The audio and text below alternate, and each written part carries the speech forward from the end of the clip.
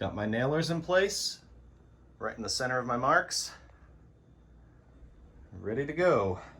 So let's do this bottom plate. I find that using one of these is the easiest way to do something like this. It's called a T-bevel or a bevel gauge. I like to call it an angle finder. The reason why is because that's exactly what it does. It finds angles. Basically, this thing is adjustable. You can go like this, bring it right down,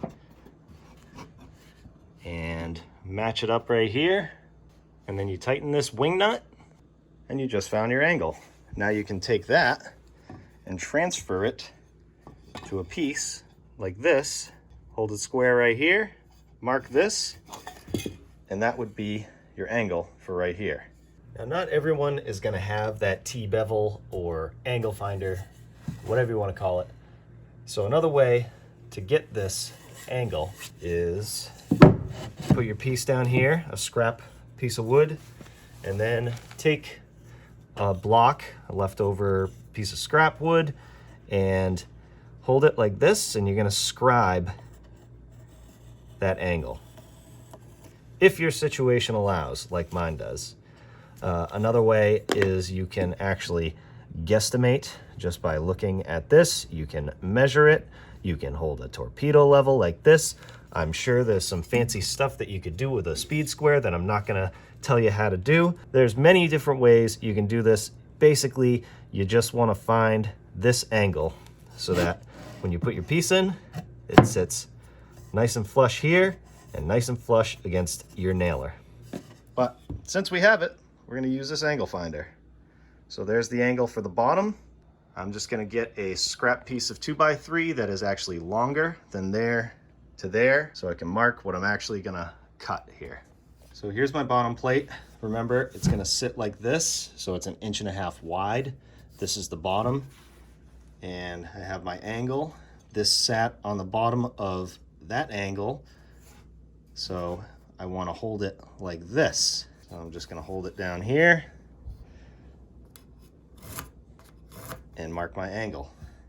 So that is good for that side. And now up here, you just do the same thing, and you can do the same tricks. If you don't have a T-bevel or an angle finder like I do, get your angle. There it is.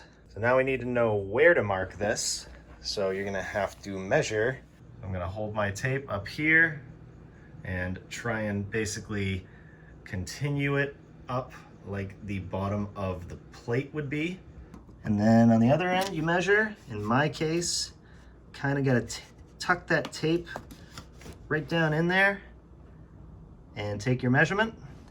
So now you take that measurement and hold your tape to the bottom like this of the other mark.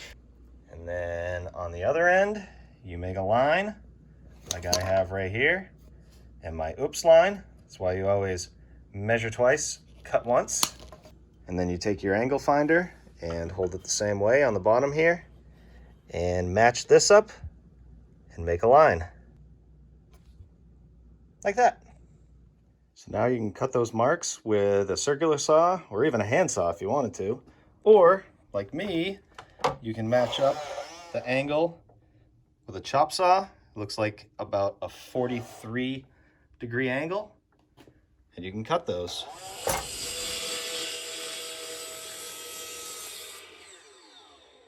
Full disclosure, the first piece I cut came out too short.